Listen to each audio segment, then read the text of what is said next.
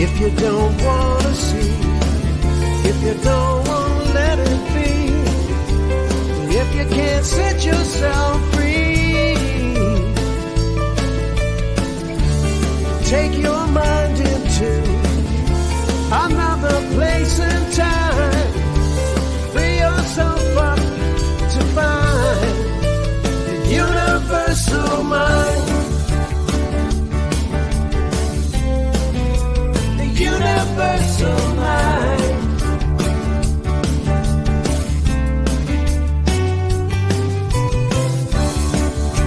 The universal mind.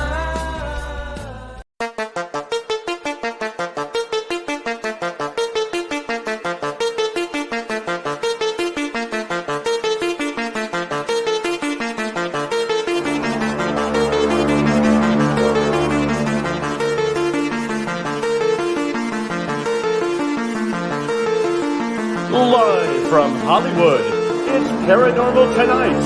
I'm Mark Summers, and now, here's your host, Dan Harary. Hello, everybody. We're back, and here we are. We're back again. I've been away for a while. I was back east in Asbury Park, New Jersey, for my 50th high school reunion, which was a lot of fun, and I was on vacation. But this is my first show back in quite a while, about 3 weeks. Welcome, welcome, welcome. Very excited. I don't want to horse around too much because we have a very special guest today. I'm going to get right into it, and I'll introduce him now. Professor Avi Loeb received a PhD in plasma physics at age 24 from the Hebrew University of Jerusalem in 1986, and was subsequently a long-term member at the Institute for Advanced Study in Princeton for 5 years, where he started to work in theoretical astrophysics. When I was 24 years old, I lived on a couch in Venice Beach with cockroaches, and I had $6 in my pocket. So I think Dr. Loeb is a little bit more advanced within the realm of mankind than I have ever been. In 1993, Dr. Loeb moved to Harvard University, where he was tenured 3 years later. He is now the Frank B. Baird Jr. Professor of Science, and as well as the former chair of the department. Dr. Loeb holds a visiting professorship at the Weizmann Institute of Science and a senior professorship by special appointment in the School of Physics and Astronomy at Tel Aviv University.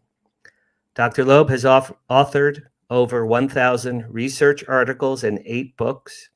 He is also the director of the Institute for Theory and Computation, the founding director of the Black Hole Initiative, the chair of the Breakthrough Starshot Advisory Committee, the former chair of the Harvard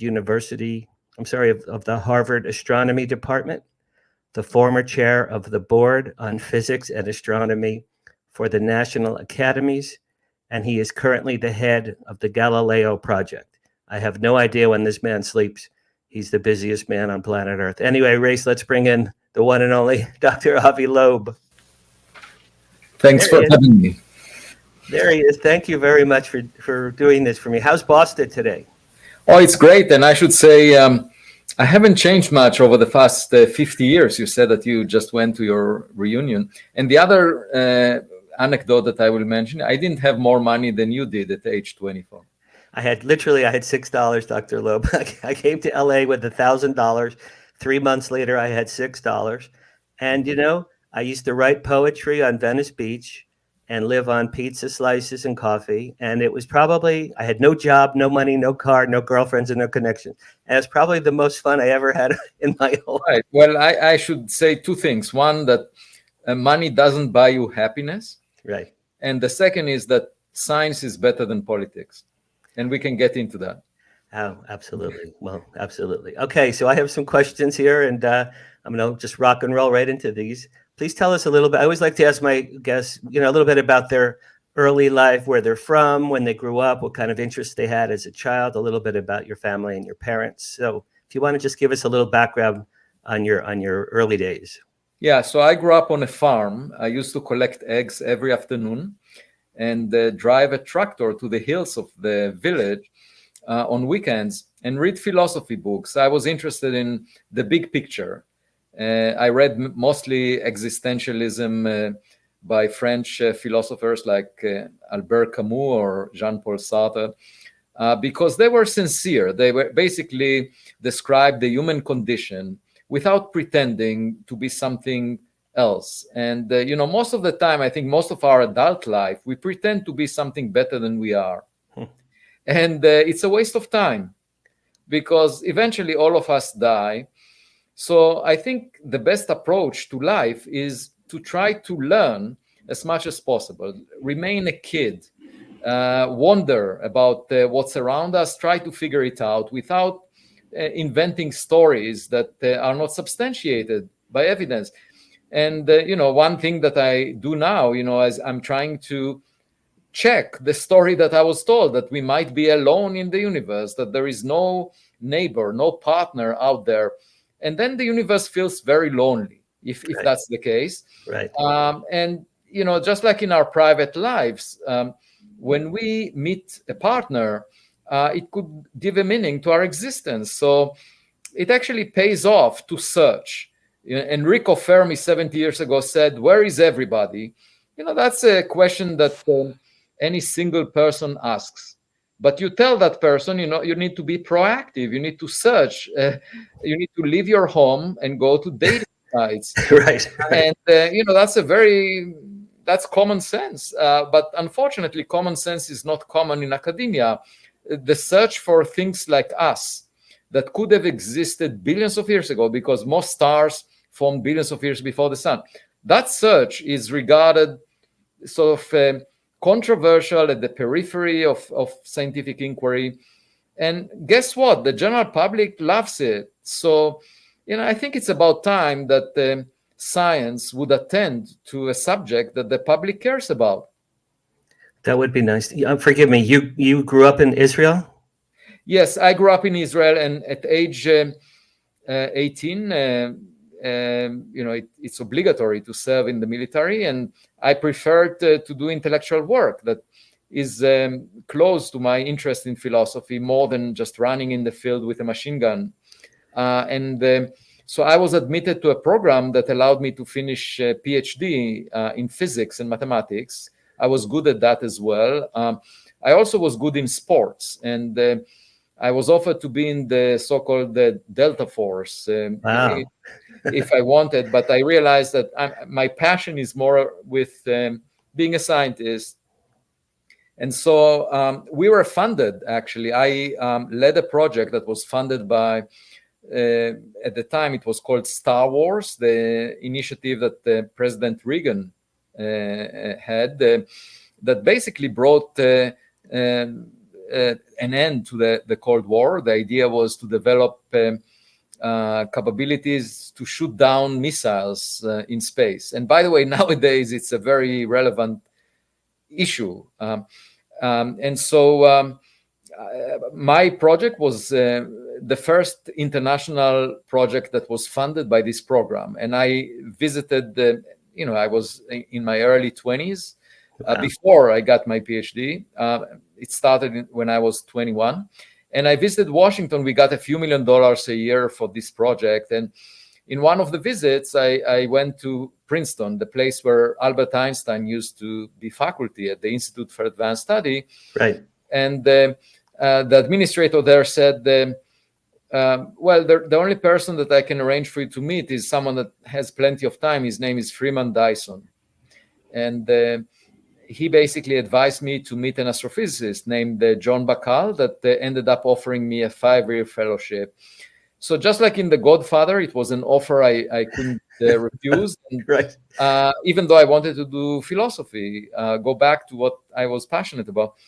And then I applied to Harvard University, where nobody really wanted that job because the chance of getting promoted to tenure were very small. And so I was second in line, and then the first choice declined it, and I got it. And then I was tenured within 3 years. And at that point, it was too late for me to give up because it's the kind of a position that a lot of people aspire to. And I realized that even though it was an arranged marriage, I'm actually married to my true love, because I can address philosophical questions using the scientific method. And the first one that I addressed was the biblical, we are all familiar with the biblical story of Genesis. Right. And I fleshed it out in terms of the scientific version of it, which is how the first light was produced by the first stars, the first galaxies.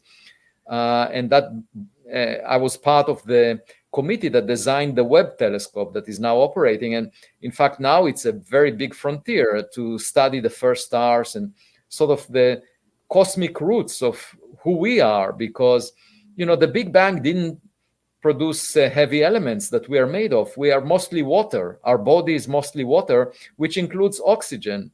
And oxygen did not come out of the Big Bang. It was produced in the hearts of stars, in the interiors of stars. Wow. And the question is, when did it start? And it started when the universe was about 1% of its current age. And going back to our cosmic roots is of great significance. And, that was the first question I addressed. Then I was trying to figure out if it's possible to image black holes. I became the founding director of the Black Hole Initiative, where the first image of a black hole was obtained.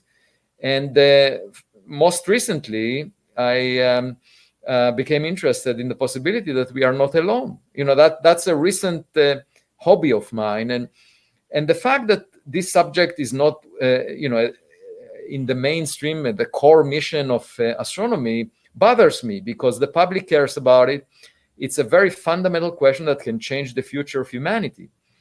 And I just cannot understand why it's not being celebrated as much.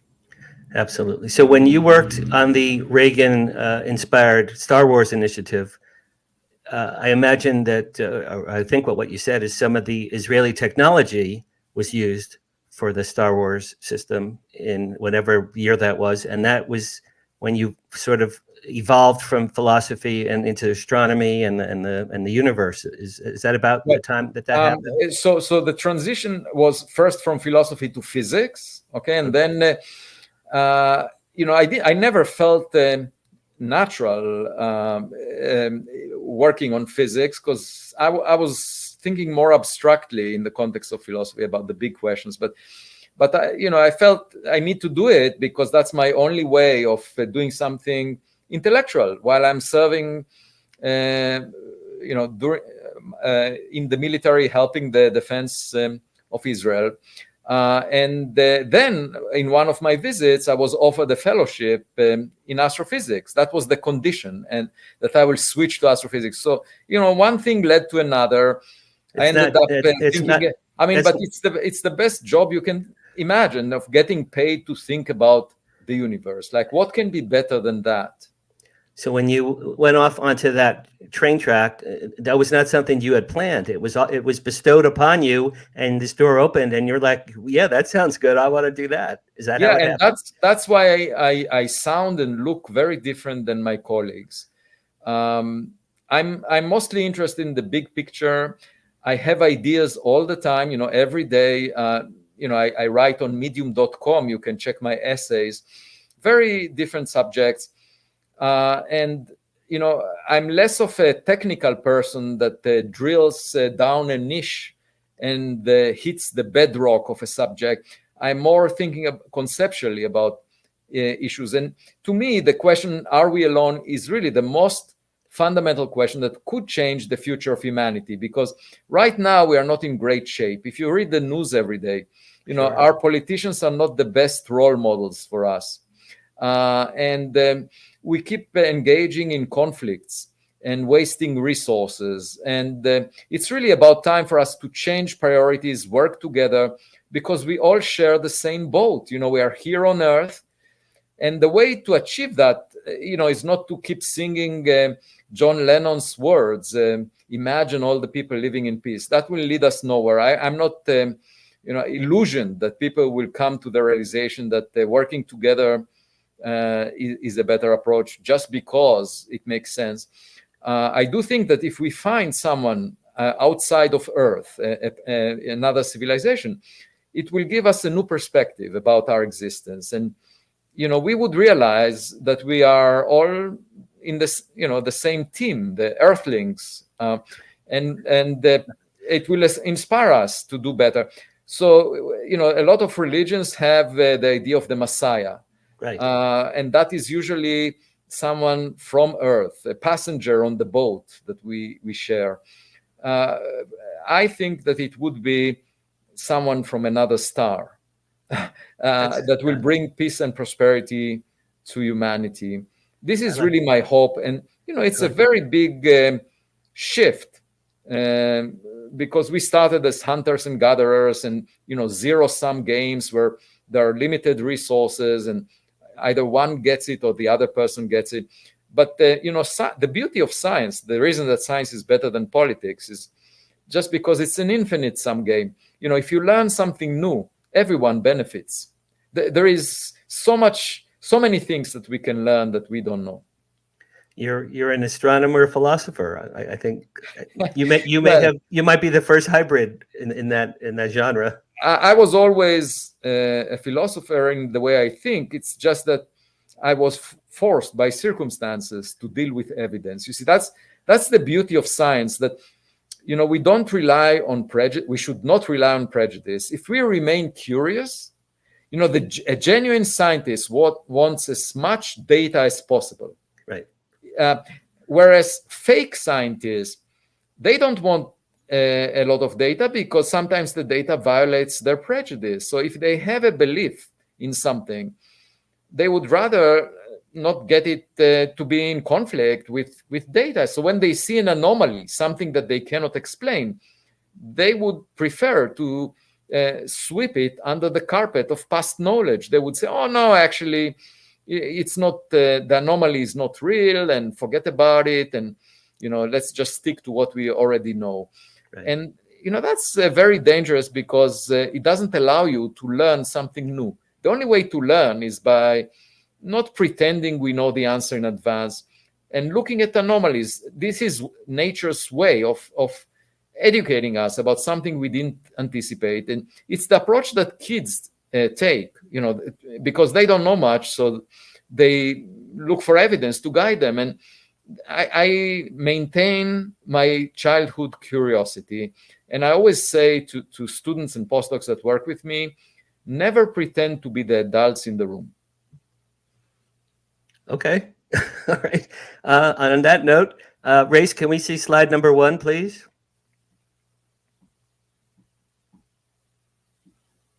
Race. There we go. All right. So, Dr. Loeb, for people who have never heard of it, what was this Oumuamua object that was found in space in 2017, and what do you think it represents? It was discovered by a telescope in Hawaii that was searching for near-Earth objects. And this object showed up, and it was moving too fast to be bound to the sun. So it came from outside the solar system based on its high speed. We didn't have an image of it because it was only about 100 meters in size, the size of a football field. Okay. And the best telescopes we have cannot resolve that size on the scale of the Earth-Sun separation.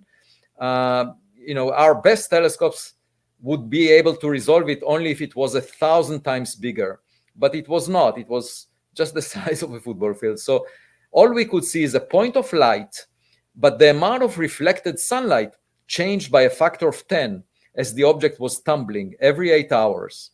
And that meant that it has an extreme shape. The area that we see changes by a factor of 10. So that led to this artist conception of it being a very elongated cigar. But when astronomers tried to fit the variation of sunlight as the object was spinning, they realized that it's most likely, at the 90% confidence, it was pancake-like. It was a flat disk object. And even more strangely, there was something pushing it away from the sun, some mysterious force. And it wasn't clear what this force is. There was no evidence for evaporation of gases from this object that would give it the rocket effect, the push as a result of material flowing the opposite way, the way that rockets or jet planes are propelled. Okay. And so the question was, what's pushing it? And I suggested it might be just the reflection of sunlight. But for that, the object had to be thin, less than a millimeter in size.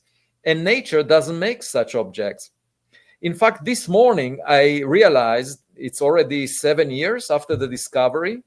Right. And for the first time, I realized that the non-gravitational acceleration that the object exhibited was roughly the same magnitude as the force, the centrifugal force, as a result of its rotation, and also of the same magnitude as its own self-gravity. And, the question is, what does it tell us about this object? And but my conclusion was that maybe it's a thin object that was manufactured artificially, perhaps a surface layer of a spacecraft that was torn apart, or a piece of a broken megastructure like a Dyson sphere.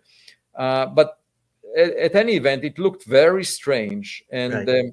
So that led me to start exploring the possibility that we are being visited by objects manufactured by other civilizations. And we've not seen a similar object before or since, or we have? You're smiling, so. We haven't seen something of Oumuamua nature. Okay. We had seen, actually, 4 years earlier, I discovered with my student, in retrospect, I went back to a catalog of meteors. These are objects that collide with Earth, that was compiled by the US government. The Department of Defense has an array of satellites monitoring the Earth for any ballistic missiles that might be launched by North Korea or Russia or Iran. And so that detects every now and then, that array detects the heat from the burnup of a meteor. And there was a meteor that was discovered in 2014, January 2014, that was moving faster than the escape speed from the solar system. And we said that's an interstellar meteor. And it was very unusual because it burned up only in the lower atmosphere. So the material strength that it had was much larger than even iron meteorites. To give you an example, there was another meteor over Spain and Portugal just a few months ago, and it exploded at an altitude of 70 kilometers, where the density of air is 1,000 times less than the density of air where this meteor from 2014 exploded. So this meteor had a very unusual material strength, more than any other object that was cataloged by the Department of Defense. And in addition, it had a speed that is higher than 95% of the stars near the sun. And so to me, it raised the possibility that maybe it's a Voyager-like meteor. Imagine our own Voyager, or if you want, Elon Musk's Tesla Roadster car that was launched to space. Imagine those colliding with Earth. They would appear as a meteor of unusual material strength and unusual speed. And so that was another object, interstellar object. And then the third one that was discovered in 2019 by an amateur called Gennady Borisov. That one was just a comet of the type that we are familiar with. And I was asked, this one looks familiar. So doesn't it convince you that the others are also natural? And I said, if you walk down the street and you see a weird person, and then you see a normal person, it doesn't make the weird person normal.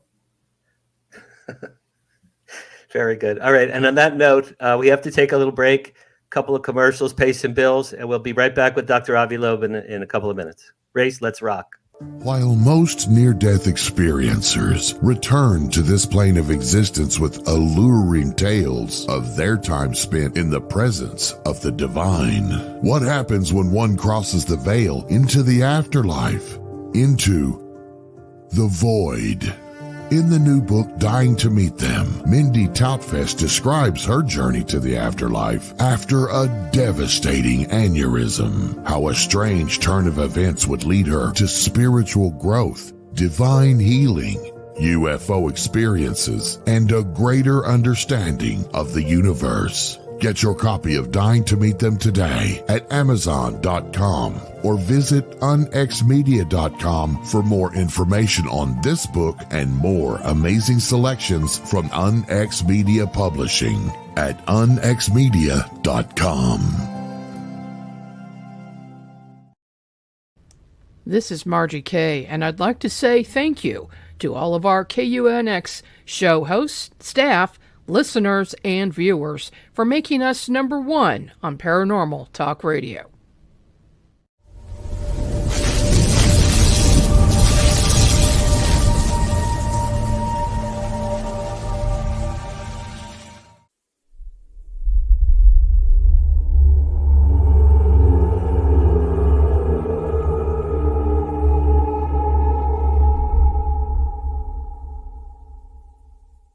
This September 6th through the 13th, join with like-minded souls in the experience of a lifetime on the Royal Caribbean Ovation of the Seas as we travel from Seattle to Alaska. Internationally renowned researchers, investigators, experiencers, authors, holistic healers, contactees, spiritual luminaries will sail on an extraordinary voyage of transformation. This cruise will explore UFOs, alien contact, cover-ups, ancient mysteries, the paranormal, holistic healing, and spirituality. Experience engaging lectures, one-on-one sessions, private, custom-tailored excursions, and a nightly UFO watch. The cruise is booking up fast. Go to contactatsea.com and be sure to mention the UnX Network when you book. That's contactatsea.com or phone 336-749-1219. That's 336-749-1219.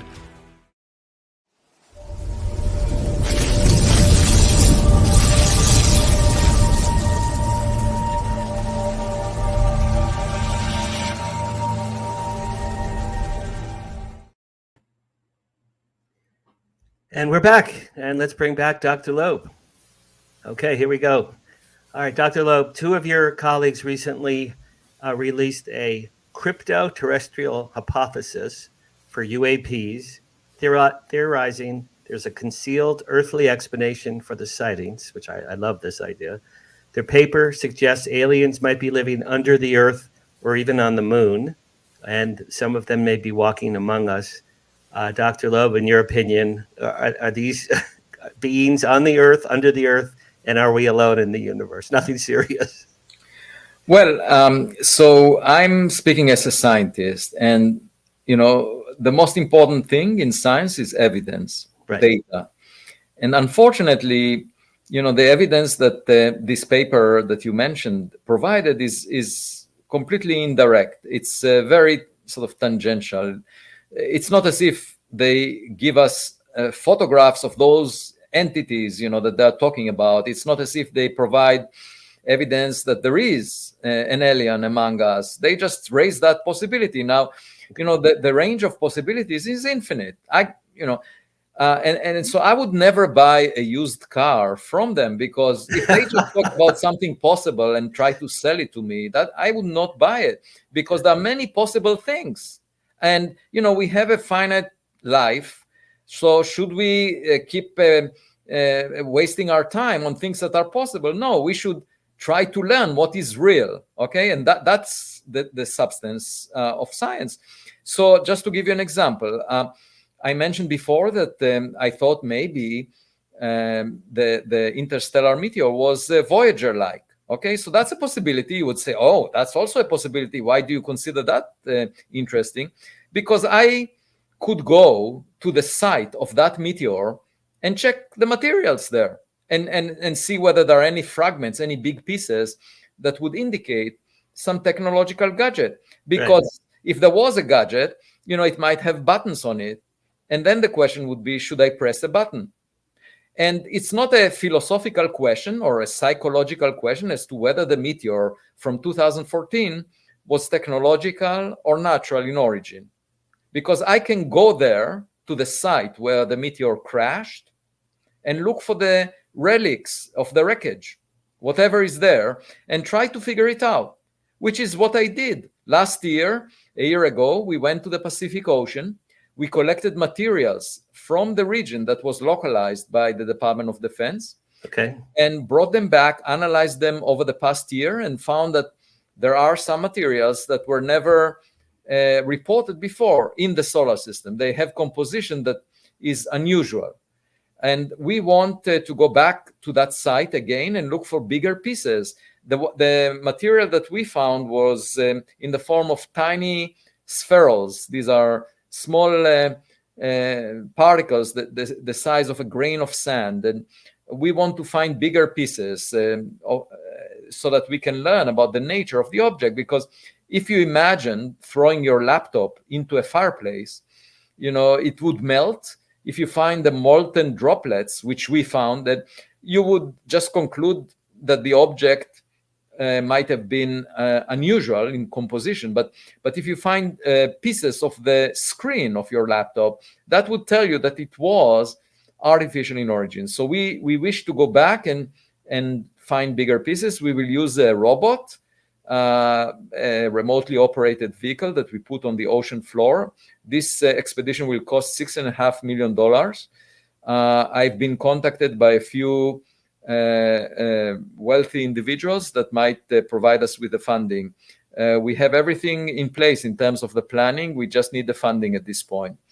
So I'm bringing this up because, if you want to learn something new, you really need to seek the evidence, and it's a lot of work. So, it's very easy to come up with ideas and suggestions and possibilities. It's very easy. You just sit on your chair and you write, you type them in, which is pretty much what happened in this paper. Okay. But collecting the evidence requires funding, requires a lot of work. It took us a year to plan the previous expedition. It took us 2 weeks to be in the ocean there without much sleep to collect the materials. The depth of the ocean was 2 kilometers or more than a mile. The size of the region was 7 miles or 11 kilometers. And so it was a very big challenge to do that. And then coming back, we had to analyze it with the best instruments in the world. And that took a year to do. And so it's a lot of work, but it's worth it because at the end of it, you learn something new. And even if it's material from a rock, that is the first time that humans put their hands on materials from a big object that came from outside the solar system. The rocks in our neighbor's yard may be very different than the rocks we find in the solar system. So that's what I say is the advantage of seeking the evidence, that you can learn something new rather than talking about possibilities. I understand. Was there anything in the fragments that you held in your own hand that gave you a feeling of these were designed by intelligent beings, not from Earth? Oh no, everything we collected was molten droplets because the explosion of this meteor released a percent of the Hiroshima atomic bomb energy. Okay. And what we found is the droplets that melted off the surface of the object. So the next expedition would be to look for the core of the object. If anything survived, we might find it down there. We know where to go and we know how to look for it. At the moment, we are just seeking the funding for that. Okay. But it's exciting. There is a Netflix documentary being prepared, and hopefully it will come out by the end of 2025. They came with me to the previous expedition, and now they have the ending with the next expedition. Altogether, it's really thrilling because next year, not only we will have this expedition, there is a new telescope, a new observatory that is being completed now in Chile called the Rubin Observatory. It's funded by the National Science Foundation and the Department of Energy at a cost of $1.9 billion. And it will get us a lot of new data on the sky because it will use a camera that has 3.2 billion pixels, 1,000 times more pixels than your cell phone camera, which is usually a few megapixels. This one is gigapixels. It will survey the southern sky every 4 days. So altogether, it will give a huge amount of data, 60 petabytes over 10 years. So it's the most detailed movie of the universe Ever. that will be 10 years long. It will be a silent movie, but we will see everything that is happening in the sky, the southern sky, over a period of 10 years with very high resolution. Actually, even better than what you can find in the Sphere in Las Vegas. And yesterday, I actually had a conversation with the people who are in charge of the Sphere in Las Vegas. Interesting. About this, I was going to say, have you talked to the IMAX people? Well, the Sphere in Las Vegas is far better than IMAX. Okay. And what I'm saying is that this telescope in Chile will deliver even higher resolution than any digital camera ever produced by humans. Wow. And so it's very exciting because it could find every few months an object like Oumuamua. So that's what I'm looking forward to, that there will be, at some point, there would be so much data that the skeptics about how unusual Oumuamua was, will lose their ground. And that's what I said, that, people who want to stick to past knowledge actually are unhappy about new data. When Oumuamua was discovered, a colleague of mine who is an expert on solar system dynamics, he commented, Oumuamua is so weird, I wish it never existed. and that is actually the opposite of what you expect from a curious scientist. A genuine scientist would say, well, it looks anomalous. Let's learn as much as possible about it, because maybe nature is telling us something new. Right. I totally understand what you're saying. Are you friendly with Travis Taylor, and have you been following his work on Skinwalker Ranch? They seem to have they seem to have a lot of data that indicates there's a portal on that property. Yeah, so the issue I have with that ranch is that it's very well known to the public. Right. Okay, and so when the scientists put the instruments there, my first concern would be if there are any hackers nearby that are trying to fool them, that are creating some artificial signals that because the location is well known. Interesting. So I'm leading the Galileo project, and we have one functioning observatory that is monitoring the sky 24/7, and we are analyzing the data with machine learning software. So we're trying to find out if we are seeing any unidentified flying objects. And so far we looked at more than 500,000 objects, and we are currently writing the first results paper. We haven't seen so far anything anomalous, but it's just the beginning, the first 6 months or so of the observations. And we are also constructing 2 other observatories, one in Pennsylvania and the other one in most likely Arizona. So altogether, in the coming year, we will get much more data than any previous attempt. And we will have it systematically all the time, so we can tell the common objects that show up, like birds, clouds in the sky, human-made objects like balloons, drones, airplanes, satellites. And then we would be able to calibrate very easily if there is something unusual up there. But just like with real estate, there are 3 factors: location, location. Right. So we need to be at the right place at the right time. So we need to do it for a long period of time. My hope is at least several years, up to a decade, and we need to go to many places. And you will hear about it. If we do see something anomalous, it will be documented, and the data will be of high quality. Would not look like fuzzy images that we had seen so far on some of the UAPs.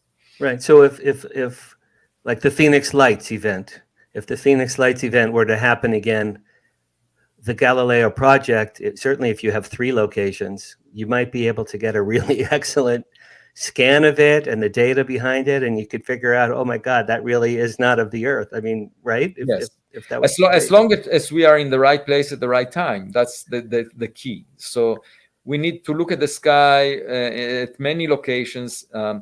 for a long period of time before we see some. One thing is clear, that it's not all the time in the sky, because we already looked for 6 months near Boston, Massachusetts, and we haven't found anything anomalous. So it's not very common. So the sky is full of crap. There are lots of human-made objects, balloons, drones, airplanes, or military equipment being used. And most of the time, civilians are not aware of that. But if you have good enough data, not taken by a cell phone, then you can tell. I mean, I get every day, I get emails from people. There was one that came from a photographer that took pictures during a wedding and noticed an unidentified object behind the bride and the groom. And he wanted us to even sign on a non-disclosure agreement. But I said, show us the data, we'll tell you our frank opinion. And then one of the team members said, oh, that looks like a napkin that flew in the wind. Really? That's great. Yeah, I mean, so it did look awesome. Unusual. I mean, it did look like a flat object, but it was completely consistent with a napkin flying in the wind. Hilarious. Well, if there were another Phoenix Lights event that many people saw, would they be able to contact you or Galileo Project to say, hey, this is happening right now? Or like perhaps through MUFON? Are you affiliated with MUFON in any way? Well, that's an excellent point. In fact, we hope to have enough observatories that when we get an alert, right, we can actually look at it and or look back at the data that we collected from that location. And indeed, we don't have a website where you can report things, but we are taking information from reports that come out just to see if there is anything unusual that shows up where our observatories are, so that we can go back to the data and see if there was anything unusual at that time. So if anyone sees something unusual, they should definitely report to one of those. There is even an app that was developed. But obviously Reddit lists a lot of reports, and that's useful because we can go back to the data and see if we were in a similar location, see if there was anything unusual. Well, everyone on the planet has a cell phone now. That's why there's more still photos and more videos. And like you said, if there's an app, people could report it very, very quickly. Right. So that could be a whole new universe for you to just even over the skies of the United States, just alone. Yeah. You may find that the Phoenix Lights, if they come back, they're from the Pleiades and whatever it is, you might know that. I mean, I should say that a significant fraction of people have seen something unusual in the sky. And I was at a dinner event at CERN in Switzerland, and a few people around the table, very high net worth, they said that, a decade ago or 2 decades ago, they saw really something extremely unusual. And these were serious people. And they could not explain what they saw in terms of a human-made object. So, I believe those people, and I want to get better data. I also believe the US government doesn't fully understand everything they see. There is an office, obviously, in the Pentagon, the All Domain Anomaly Resolution Office, and they argue that they can identify 97% of all the past reports from military personnel. But from the point of view of a scientist like myself, if 3% of the objects are not explained, that's a very large collection of objects. Even if 1 in a million happens to be from outside of this Earth, that would be very big news. That's all it takes. All it takes is one. All it takes is one. But obviously they get paid to worry about national security. What lies outside the solar system is not a part of their job definition. But this is my day job, to find what lies outside the solar system. I'm an astronomer. So that's why we complement each other. And I wouldn't rely on government to tell us what's out there. Absolutely. Do you have a relationship with military entities? Did they come to you for advice or data, or do you give data to the military? Or if you can't talk about it, I would understand. No. We don't exchange data. I'm not signed on any NDA related to data. we had the visits to the Galileo project by people who are in the All Domain Anomaly Resolution Office. Okay. They just wanted to get a good sense of what we are doing. And, we do scientific research, and that's completely open. And, that's the approach we take. Very often data collected by government is not shared with the public because Right. it's collected by classified sensors. And the US government prefers adversarial nations not to be aware of of what is being used. It's quite amazing that the military budget worldwide is $2.4 trillion. And out of that, about 0.9 trillion, so more than a third of the total global budget is associated with the US. Think about it. So it's obvious that since the US put so much money in the Department of Defense budget, that the US will have the best data on what's going on around the globe. And unfortunately, this data is classified, but the Director of National Intelligence delivered 3 reports to the US Congress saying that there are objects they cannot identify. So the question is, what are they? And we have no access to that data because it was collected by classified sensors. And, we can wait for the government to disclose it, but it will not happen. At least it didn't happen for many decades. Instead, the sky is not classified. We can take data with our observatories in the Galileo project, just the way that astronomers take data of the sky. So, and in fact, the Rubin Observatory might see some unidentified objects because it will survey the southern sky every 4 days. So it should be exciting in the coming years. I'm really looking forward. I feel like a child in a candy store because there would be so many developments, I think, a year or two from now that, we will definitely learn something new. I love your line. The sky is not classified. That's great. You should have that above your office door, right? The sky isn't classified. That's terrific. Do you have any insight into the 3 UAPs that the U.S. military shot down last March? One was Alaska, Canada, and Lake Huron. Do you know anything about those 3? Yeah, I think most likely these were balloons. At least one we know came from China because the track of it was traced all the way back to where it was launched from China. And it was a spy balloon, very big. But these are the other 3. I'm not talking about that one because we all saw that one. With the other 3 that were never revealed what they were. No, they didn't reveal it. But my guess is these were also balloons. And actually, the real question is why. I mean, there were reports on objects of that size even a few years before that, and it shows the vulnerability of the intelligence agencies that they were not able. I mean, this was a giant balloon that the one that was shot down. Right.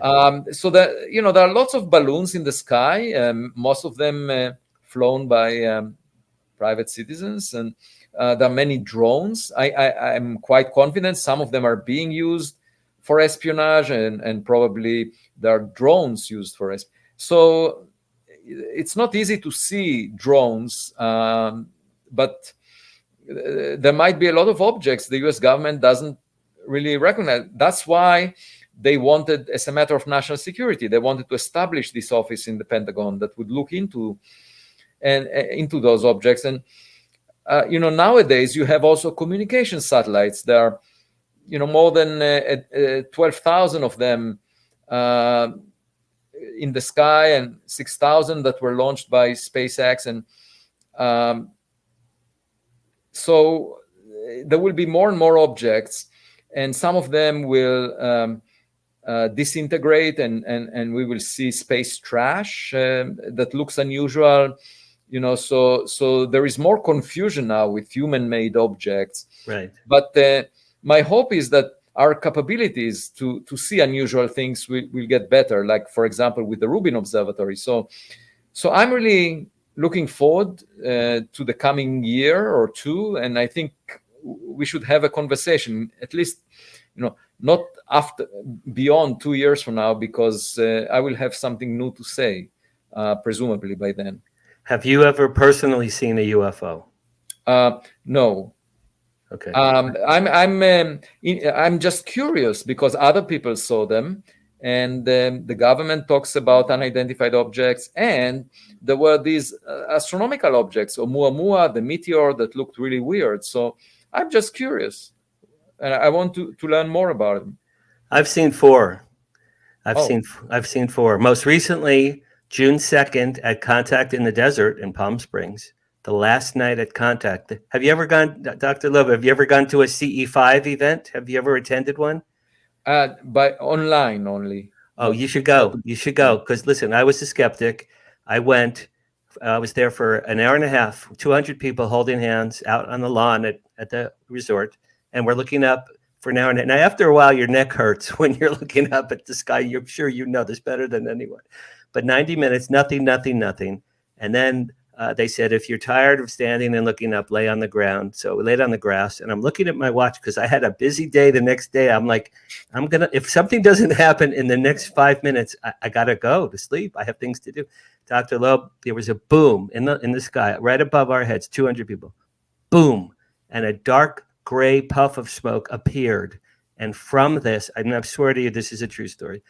From this, a white V, beautiful white, like a vanilla ice cream white V, shot out of this thing in the sky. It had a gold ribbon color through it, and it had rounded tips, V, and it had 3 underneath each wing were 3, like this, suction cup. They looked like octopus suction cup pods, honest to God. They were like, and they were pulsing and they were lit up. And I saw it clear as I'm looking at you. And I thought to myself, whatever that is, that thing is alive. That's a living creature. And then it vanished. 10 seconds and it vanished. We all stood and cheered and applauded. And that was my 4th UFO. But I mean, that was not a Chinese weather balloon, man.